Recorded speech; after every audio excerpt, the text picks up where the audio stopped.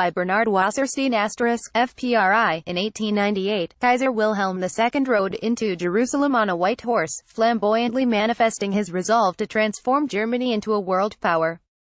In 1977, Anwar Sadat, the first Egyptian president to visit Israel, flew to Jerusalem as an earnest of his desire for peace. The huge symbolic significance of Jerusalem has attracted grand theatrical gestures throughout history. So it is with President Donald Trump's declaration in December 2017 that he would transfer the U.S. Embassy from Tel Aviv to Jerusalem. The announcement enthused many fervent supporters of Israel while infuriating Palestinian Arabs and their patrons in the Arab states. But on the ground, little has changed. The episode is unlikely to have long-term diplomatic or political consequences. How has such a seemingly minor technical matter as the location of an embassy nevertheless produced such a rumpus? Its origins go back to the establishment of Israel. Between 1920 and 1948, Jerusalem had been the capital of the British-mandated territory of Palestine. A mandate, akin to a colony, was under the control of the governing state and therefore no embassies were based there, only consulates.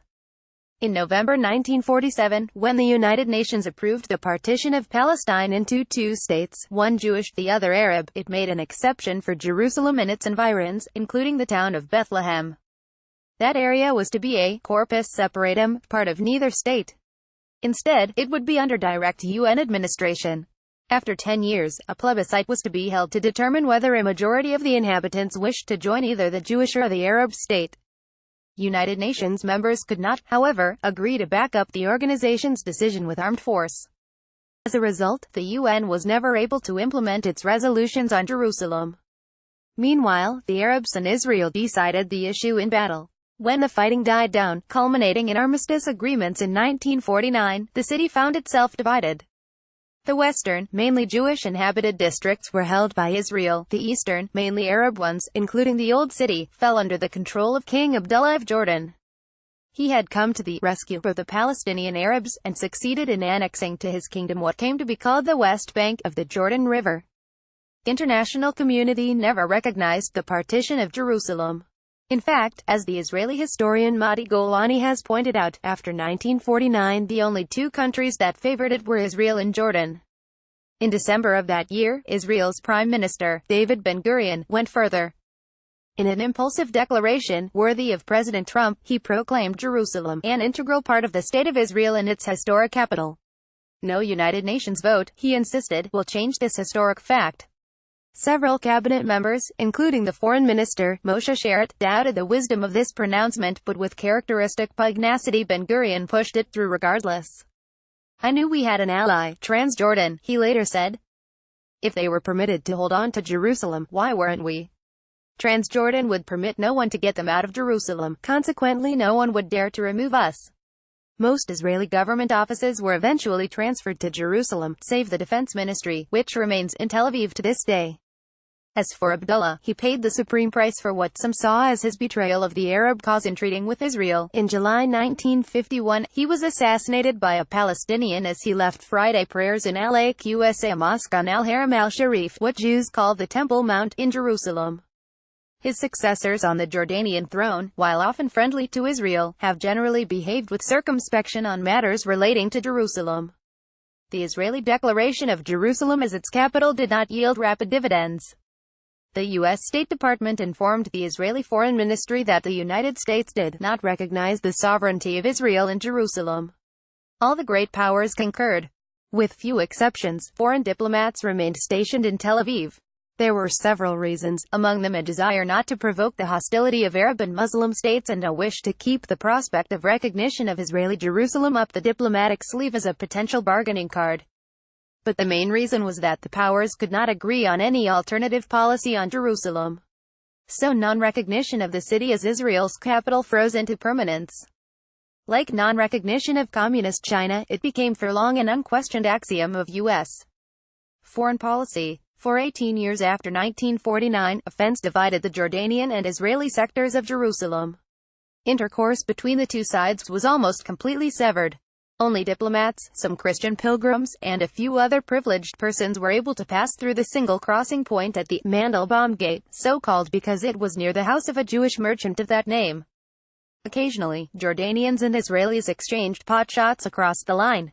In June 1967, Abdullah's grandson, King Hussein, imprudently joined Egypt and Syria in war against Israel.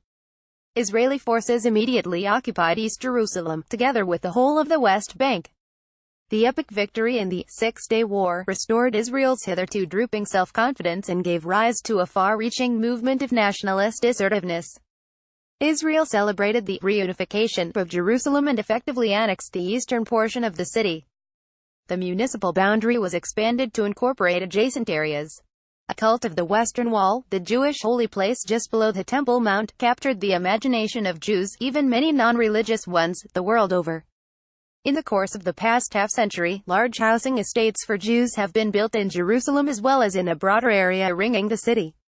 Its Jewish population has consequently grown by leaps and bounds. Yet Arab natural increase has more than kept pace, with the result that the Arab proportion of the population has risen from 26% in 1967 to 40% today. Arab Jerusalemites, unlike the population of the West Bank, were routinely granted Israeli residence permits, giving them access to Israeli national insurance and the right to vote in municipal, but not parliamentary, elections. Theoretically, they can apply for Israeli citizenship, but, in practice, bureaucratic obstacles make that difficult and only a few thousand have done so. Most, therefore, remain in a legal political limbo, with limited rights in the city of their birth. The Israeli conquest of East Jerusalem did not change the international consensus opposing recognition of Israeli sovereignty anywhere in the city. Only a few countries, mainly in Africa or Latin America, established embassies there. By 1973, just 16 had done so. But after the 1973 war, when many African states withdrew recognition from Israel altogether, that number dwindled. The visit of President Sadat in 1977 paved the way for a peace treaty between Israel and Egypt, but there was no agreement on Jerusalem. In 1980, the Israeli Knesset parliament, prodded by the extreme right, enacted a basic law declaring that Jerusalem, complete and united, is the capital of Israel. The mayor of the city, Teddy Kollek, was among the many skeptics. All in all, he said, Jerusalem will benefit nothing from the law. He was soon proved right. The United Nations Security Council censured Israel by 14 votes to 0, the United States abstaining. All remaining countries with embassies in Jerusalem withdrew them to Tel Aviv. Meanwhile, the Jerusalem question was drawn into American politics, largely as a result of the growing influence of the pro-Israel lobby, supported by both Jews and evangelical Christians. Every major party, presidential candidate from 1972 onwards, even George McGovern, regarded as unfriendly towards Israel, issued a campaign pledge to move the U.S. Embassy to Jerusalem. With equal regularity, every incoming president, on the stern advice of the State Department, found some way of avoiding fulfillment of the promise. In the peace talks between Israel and the Palestinians in the 1990s, the combustible Jerusalem issue was repeatedly set aside for fear of derailing the whole process. At the last gasp meeting of Israeli Prime Minister Ehud Barak with the Palestinian leader Yasser Arafat at Camp David in July 2000, President Clinton offered a compromise. The general principle, he proposed, is that Arab areas of the city are Palestinian and Jewish ones are Israeli. Palestine would be sovereign over the Muslim holy places and Israel over the Western Wall. It was understood that each state would have its capital in Jerusalem. Shortly afterwards, an incident on the Temple Mount in Jerusalem kindled a new conflagration known as the Second Intifada. The return to violence precluded any progress towards a settlement, whether on Jerusalem or anything else. Yet, the Clinton parameters gradually gained the tacit approval of influential circles among both Israelis and Palestinians. In 2008, Israeli Prime Minister Ehud Olmert, a former mayor of the city, in negotiations with Palestinian leader Mahmoud Abbas, offered to withdraw from Arab neighborhoods of East Jerusalem and place the old city under international supervision. But those talks too led nowhere as Olmert's government collapsed in a corruption scandal. Over the past decade, under the hardline leadership of Benjamin Netanyahu, Israel has tightened its hold on East Jerusalem. Checkpoints at all access points from the West Bank have blocked off Arab Jerusalem from its natural hinterland in the West Bank. Israeli housing developments in and around the city have mushroomed, while Arab applications for building permits are routinely rejected. Today, reunified, Jerusalem is, in reality, an unhappily disunited place. The security barrier, constructed by Israel in recent years, slices through the city no less brutally than the pre-1967 partition fence. Constructed mainly of concrete blocks, like the former Berlin Wall, it twists and turns for 125 miles through, not just around, the city. At least 90,000 Jerusalem Arabs as a result find themselves cut off from the rest of Jerusalem. In the northeast of the municipal area, the walled-in Shuafat refugee camp, a festering slum, home to tens of thousands of people, receives virtually no municipal services. Utilities and sewage are in a state of near collapse. Garbage remains uncollected. Rats proliferate. Periodic raids by Israeli security personnel are all that remains of public security. Emergency vehicles dare not enter. On account of its pervasive violence, local residents call the area Chicago. President Trump has seen a different kind of American parallel. In November 2016, he advanced the Israeli barrier as a model for his proposed wall on the U.S.-Mexican border. "If you think walls don't work, all you have to do is ask Israel," he said. But the wall has not stopped terrorism in the city. Sporadic attacks by Palestinian lone wolves have continued to kill and injure Israeli Jews as well as foreign workers and tourists. Fear of violence is a prevalent reality of daily life in the city. The attacks derive from a suppurating sense of collective grievance among Palestinians that is socio-economic as well as political. The Israeli newspaper Haaretz reported recently that Arab Jerusalem is still plagued by poverty, neglect, illegal construction and a shortage of school classrooms, while anarchy reigns in areas beyond the separation barrier. Half a century after Jerusalem's supposed unification, its two halves receive grossly disproportionate shares of municipal resources, this in spite of promises by successive mayors to rectify such allocations. Even as Arab Jerusalem is sunk in arrested economic development and political despair, Jewish Jerusalem is deeply divided within itself.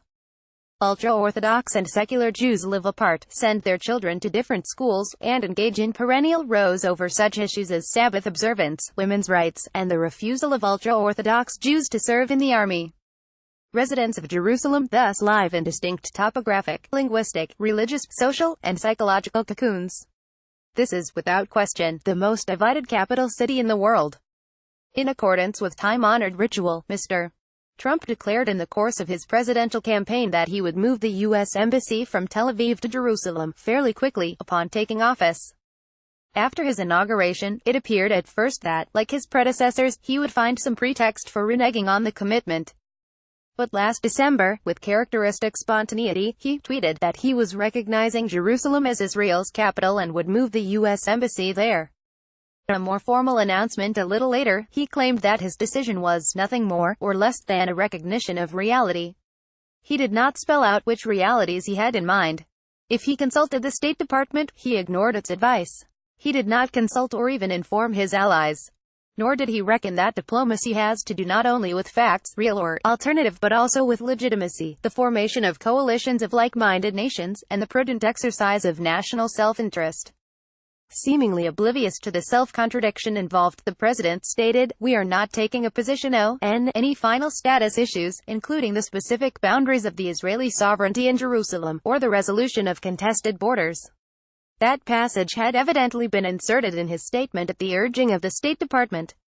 Yet, a few weeks later, he further muddied the waters by boasting, "We took Jerusalem off the table, so we don't have to talk about it anymore." Following President Trump's announcement, 128 countries backed a UN General Assembly resolution calling on the U.S. to change course. Only 7 countries, apart from the United States and Israel, voted against. These were all U.S. client states such as the Federated States of Micronesia, Nauru, and Palau. Most of these had no diplomatic representation in Israel.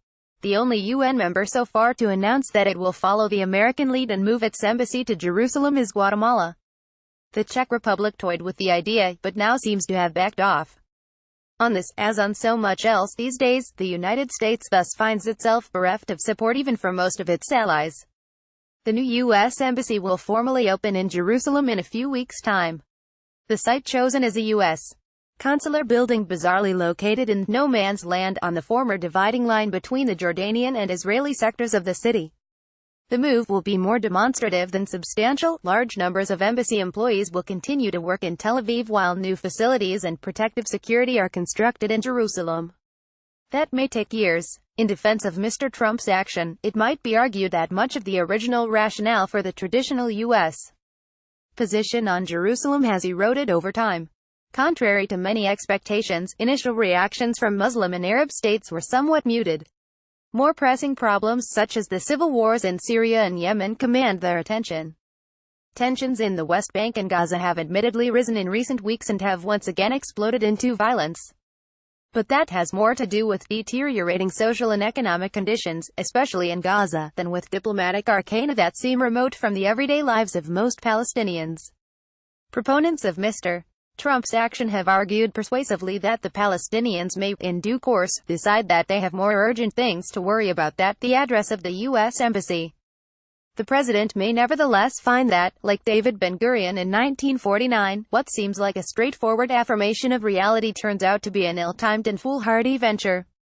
It exhibits to the world American friction with its allies at a time when, both in Europe and in East Asia, they are under renewed threat from nuclear-armed antagonists.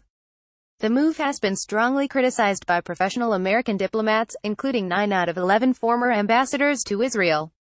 It pulls the rug out from under the administration's reported intention to unveil yet another peace plan for the Middle East. Disheartened advocates of the two-state solution lament that Mr. Trump's demonstration of partiality will prevent the United States from acting as an honest broker in negotiations between the Palestinians and Israel. It is hard to avoid the conclusion that the episode retards rather than advances prospects for Israeli-Palestinian peace, already dimmer than at any point since 2000. The embassy move is, in reality, little more than a hollow public relations gesture, designed primarily for internal U.S. consumption.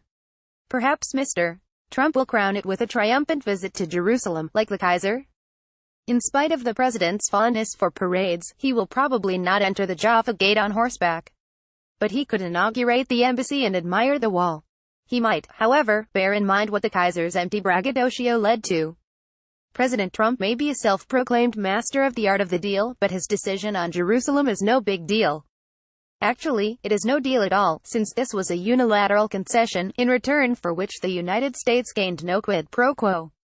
The card up the sleeve, as dealt by Mr. Trump, turns out to have been a busted flush. About the author, Bernard Wasserstein, emeritus professor of history at the University of Chicago, is the author of Divided Jerusalem, The Struggle for the Holy City, Yale University Press. Source: this article was published by FPRI.